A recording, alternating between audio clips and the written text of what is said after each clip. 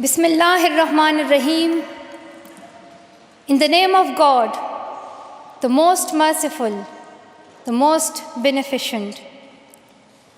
Your Majesties, Your Royal Highnesses, distinguished members of the Norwegian Nobel Committee, dear sisters and brothers. Today is a day of great happiness for me. I'm humbled that the Nobel Committee has selected me for this precious award. Thank you to everyone for your continued support and love. Thank you for the letters and cards that I still receive from all around the world. Your kind and encouraging words strengthens and inspires me. I would like to thank my parents for their unconditional love. Thank you to my father for not clipping my wings and for letting me fly.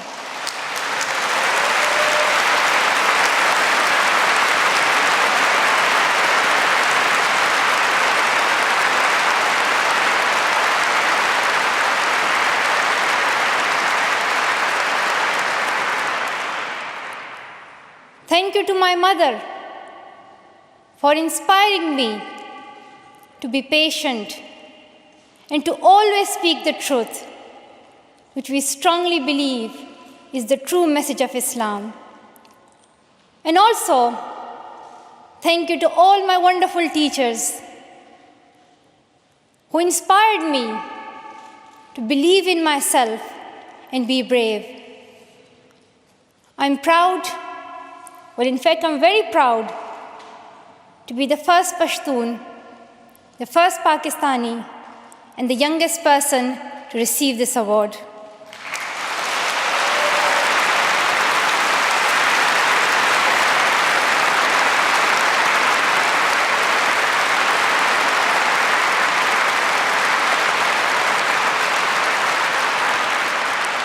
Along with that, I'm pretty certain that I'm also the first recipient of the Nobel Peace Prize who still fights with her younger brothers. I want there to be peace everywhere, but my brothers and I are still working on that.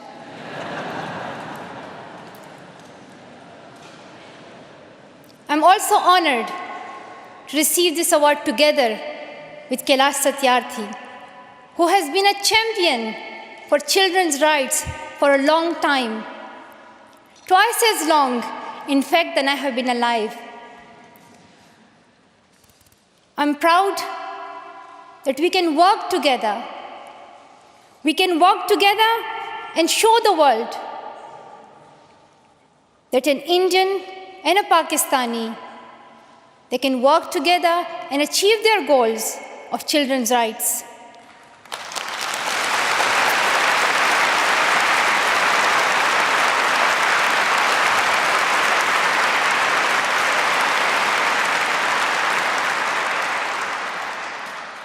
Dear brothers and sisters, I was named after the inspirational Malala Yousafzai, who is the Pashtun Joan of Arc. The word Malala means grief-stricken, sad. But in order to lend some happiness to it, my grandfather would always call me Malala, the happiest girl in the world. And today, I'm very happy that we are together fighting for an important cause. This award is not just for me. It is for those forgotten children who want education. It is for those frightened children who want peace. It is for those voiceless children who want change. I'm here to stand up for their rights, to raise their voice, It is not time to pity them. It is not time to pity them. It is time to take action. So it becomes the last time. The last time. So it becomes the last time that we see a child deprived of education.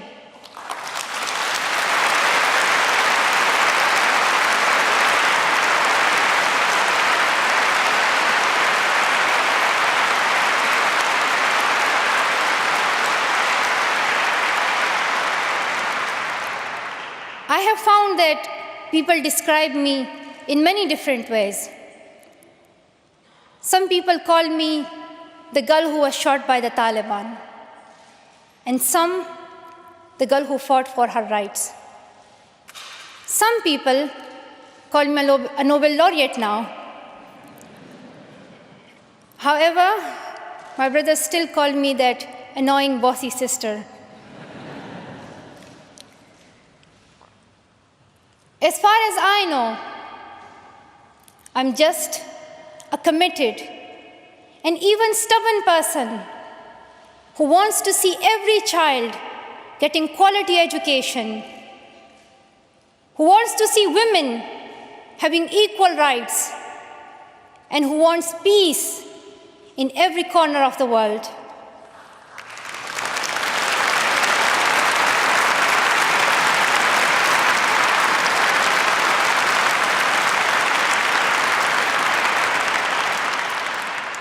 Education is one of the blessings of life and one of its necessities.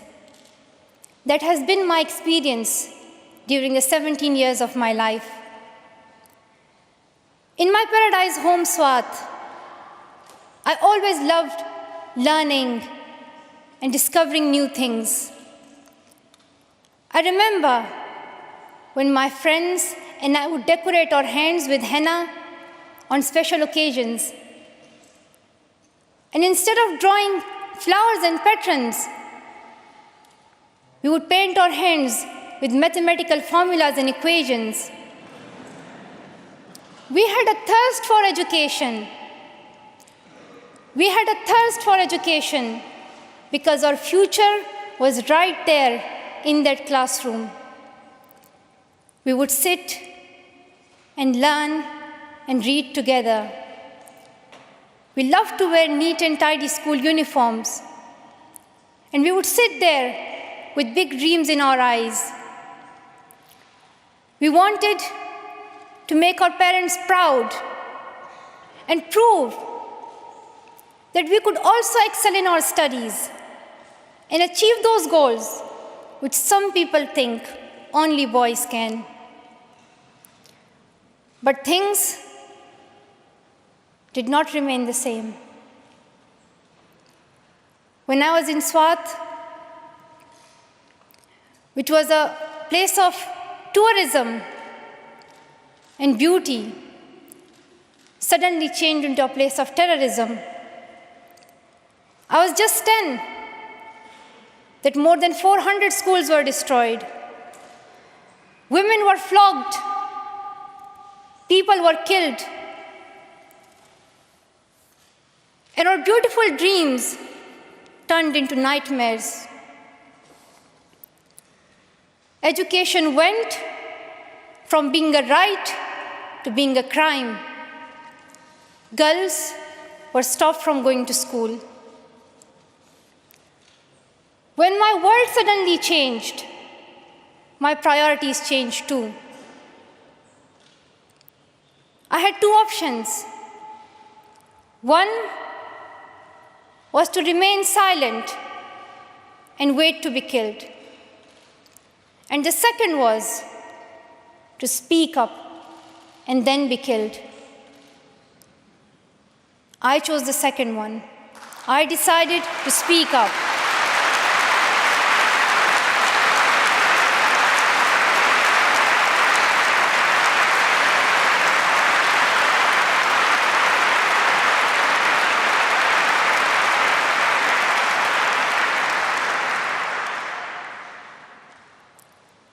We could not just stand by and see those injustices of the terrorists, denying our rights, ruthlessly killing people, and misusing the name of Islam, we decided to raise our voice and tell them,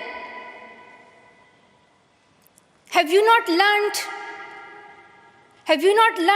that in the Holy Quran Allah says, if you kill one person, it is as if you kill the whole humanity? Do you not know that Muhammad, peace be upon him, the Prophet of mercy, he says, do not harm yourself or others.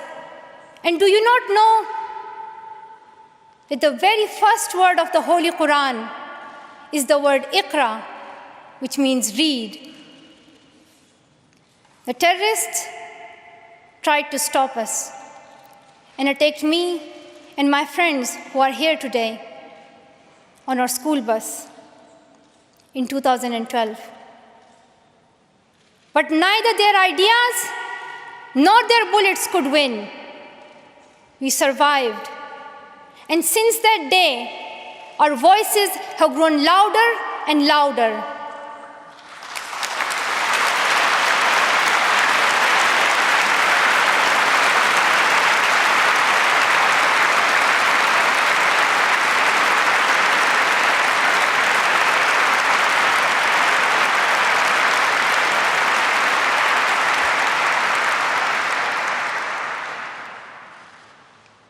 I tell my story not because it is unique, but because it is not.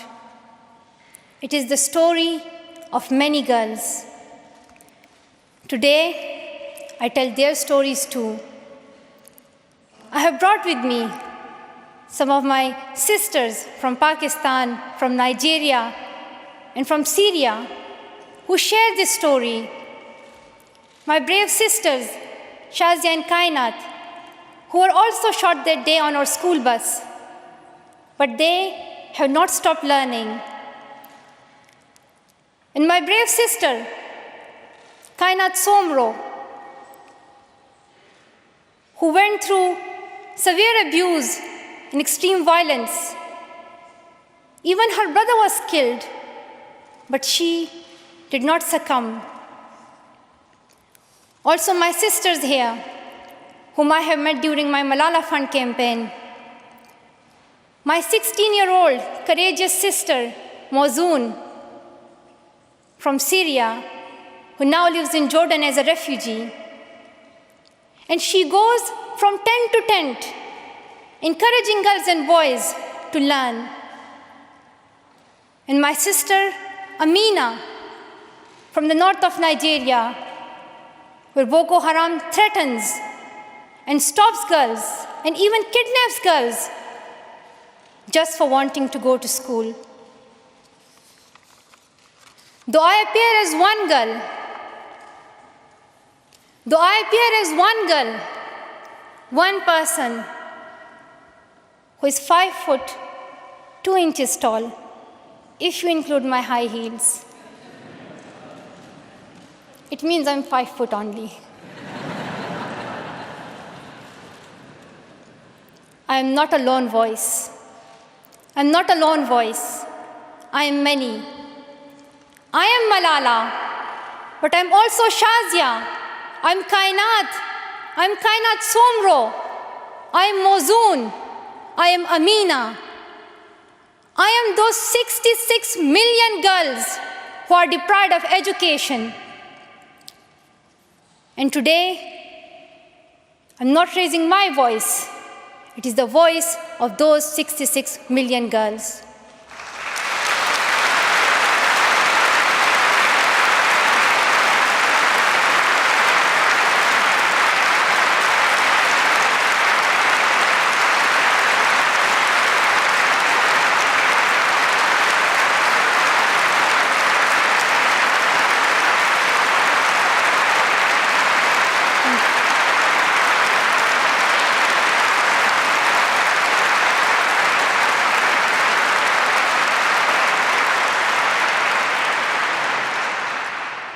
Sometimes people like to ask me, why should girls go to school? Why is it important for them? But I think the more important question is, why shouldn't they? Why shouldn't they have this right to go to school? Dear brothers and sisters, today, in half of the world, we see rapid progress and development. However, there are many countries where millions still suffer from the very old problems of war, poverty, and injustice. We still see conflicts in which innocent people lose their lives and children become orphans. We see many people becoming refugees in Syria, Gaza, and Iraq. In Afghanistan, we see families being killed in suicide attacks and bomb blasts. Many children in Africa do not have access to education because of poverty. And as I said, we still see girls who have no freedom to go to school in the north of Nigeria. Many children in countries like Pakistan and India, as Kailash Satyarthi mentioned, many children, especially in India and Pakistan, are deprived of their right to education because of social taboos, or they have been forced into child marriage or into child labor. One of my very good school friends, the same age as me, who has always been bold and confident girl, dreamed of becoming a doctor. But her dream remained a dream. At the age of 12, she was forced to get married. And then soon, she had a son. She had a child when she herself was a child, only 14. I know that she could have been a very good doctor, but she couldn't because she was a girl. Her story is why I dedicate the Nobel Peace Prize money to the Malala Fund to help give girls quality education everywhere, anywhere in the world, and to raise their voices. The first place this funding will go to is where my heart is, to build schools in Pakistan, especially in my home of Swat and Shangla.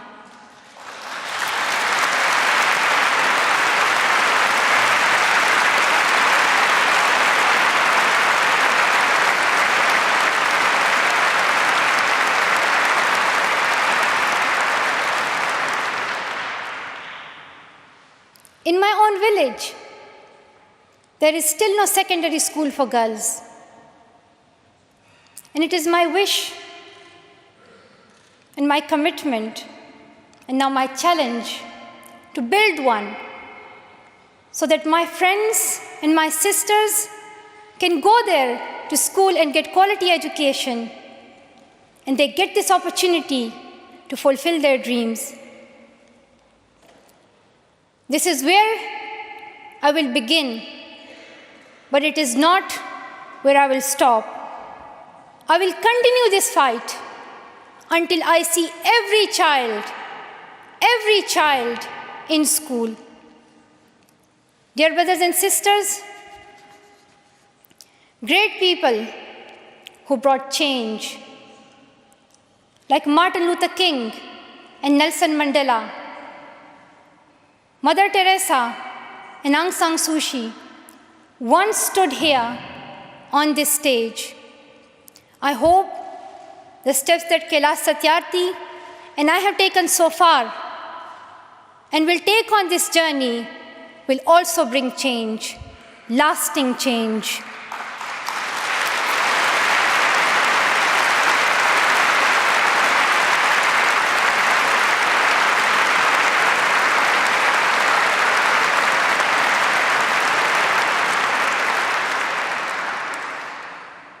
My great hope is that this will be the last time.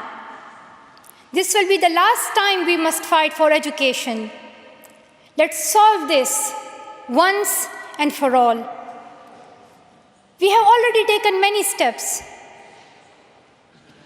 Now it is time to take a leap.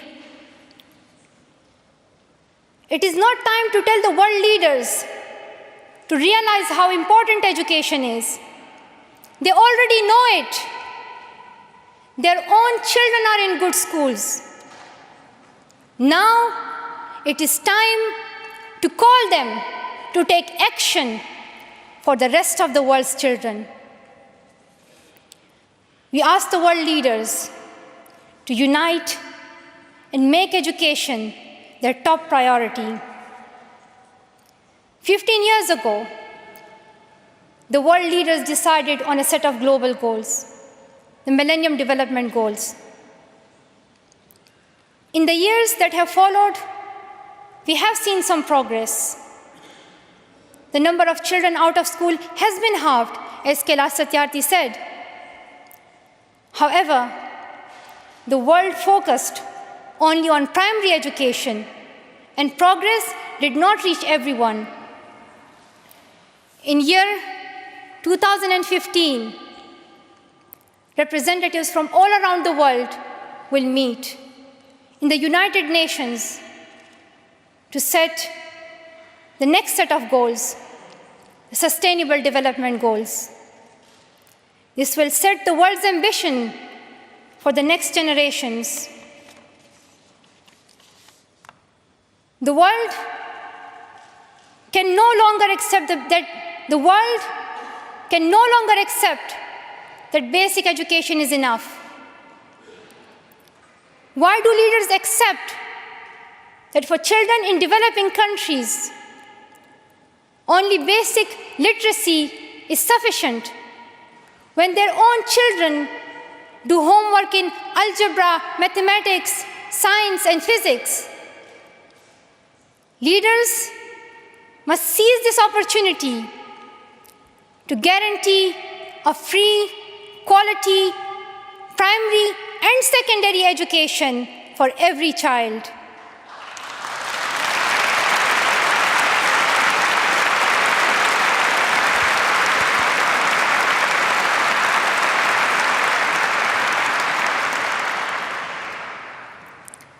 Some will say this is impractical, or too expensive, or too hard, or maybe even impossible.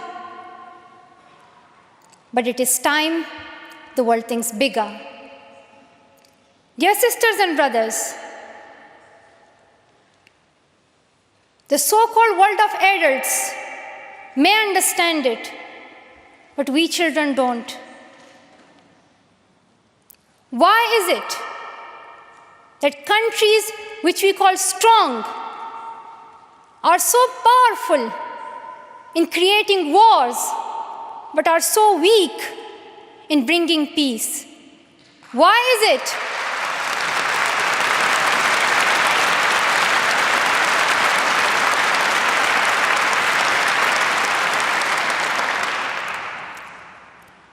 Why is it that giving guns is so easy, but giving books is so hard?